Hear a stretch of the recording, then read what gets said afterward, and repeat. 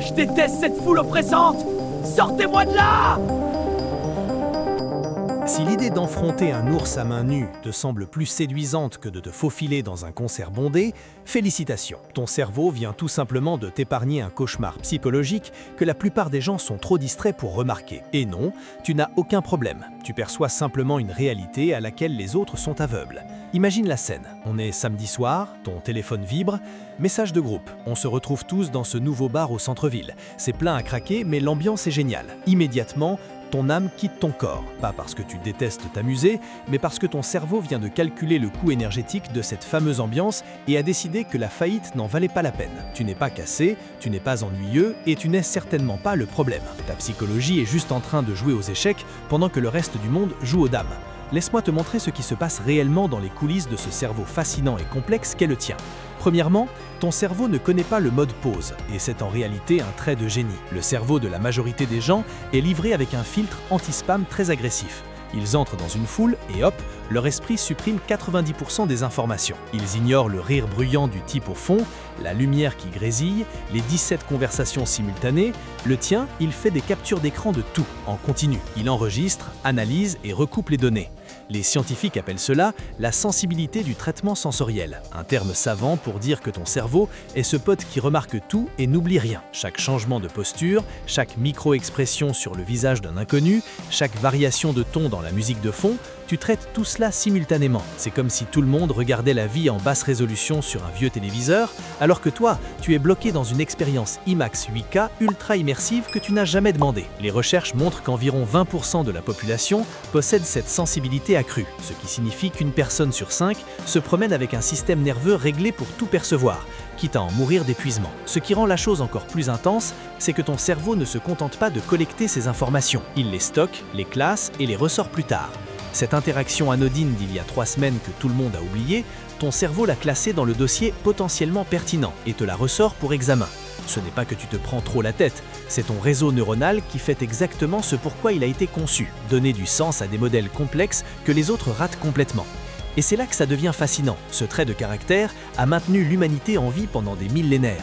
Pendant que les extravertis s'amusaient autour du feu de camp, tes ancêtres étaient ceux qui entendaient le prédateur approcher, qui remarquaient la plante toxique, qui sentaient le danger avant qu'il n'arrive.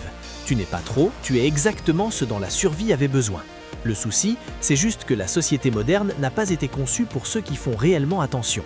Deuxièmement, tu n'es pas antisocial, tu es anti-baratin. Mettons les choses claires, tu ne détestes pas les gens, tu détestes la mise en scène. Dans les foules, tout le monde porte un masque. Le masque du « je m'amuse tellement », le masque du « je t'écoute vraiment », le masque du « tout va bien » alors que leur œil tressaute de stress. Et toi, tu vois à travers chacun d'eux. C'est épuisant, non pas parce que tu juges, mais parce que ton cerveau traduit en temps réel la véritable conversation qui se déroule sous les mots, à travers le langage corporel et l'énergie brute.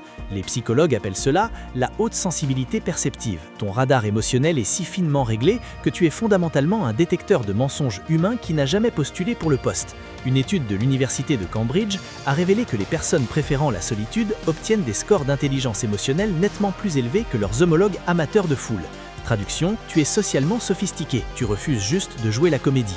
Tu préférerais avoir une conversation honnête à 3 heures du matin plutôt que d'assister à 50 événements de réseautage où tout le monde joue le meilleur rôle de sa vie. Et honnêtement, ce n'est pas un défaut, c'est de l'intégrité. Le problème, ce n'est pas que tu ne sais pas faire la conversation, c'est que ton cerveau vit ces échanges superficiels comme si on l'obligeait à mâcher du carton, alors que les autres agissent comme s'ils dégustaient un repas étoilé. Ton système nerveux a soif de substance, de profondeur, de connexion réelle.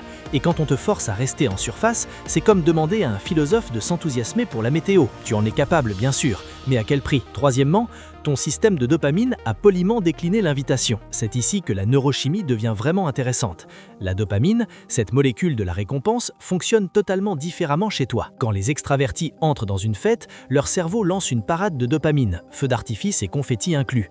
Ton cerveau, il entend des grillons. Au lieu de la dopamine, ton système fonctionne à l'acétylcholine, un neurotransmetteur complètement différent qui récompense l'introspection, la concentration profonde et, attends la suite, la solitude.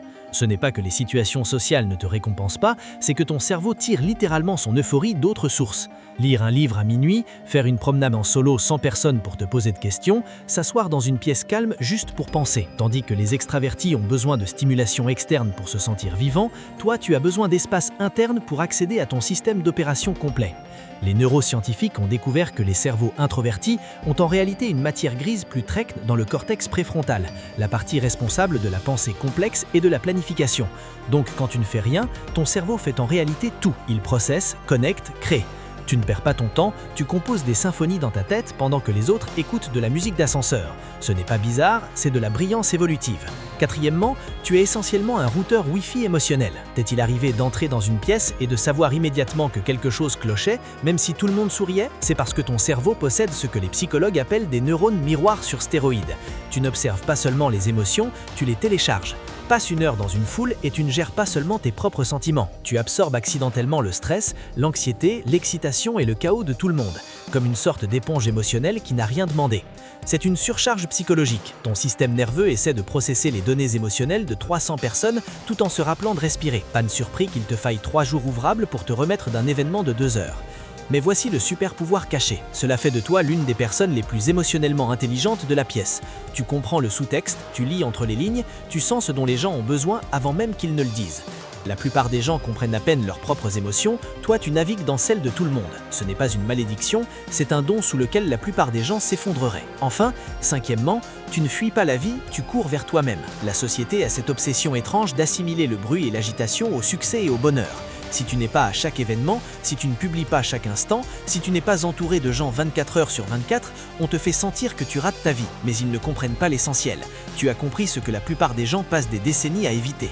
Le silence n'est pas vide, c'est là que réside la clarté. La solitude n'est pas isolement, c'est le lieu où tu te rencontres vraiment. Tu ne passes pas à côté des choses, tu choisis de te retirer d'un système qui n'a jamais été conçu pour ceux qui pensent profondément, sentent profondément et voient profondément. Tu as grappé quelque chose de fondamental. Les pièces les plus calmes détiennent souvent les vérités les plus bruyantes. Ta paix n'est pas une fuite, c'est une libération. Alors la prochaine fois que quelqu'un te demandera pourquoi tu ne sors pas plus, rappelle-toi qu'il te demande en réalité pourquoi tu ne te plies pas à essayer de rentrer dans des moules qui n'ont jamais été conçus pour des esprits comme le tien. Tu n'es pas cassé, tu n'es pas ennuyeux et tu n'es certainement pas antisocial. Tu es juste construit pour de la densité dans un monde obsédé par le bruit. Et honnêtement, c'est exactement ce qui te rend fascinant. Alors dis-moi, tu es team « la croûte me donne la vie » ou team « je préfère être ami avec un cactus ». Dis-le-moi en commentaire, trouvant notre tribu. Si ça t'a parlé, abonne-toi et clique sur cette prochaine vidéo à l'écran.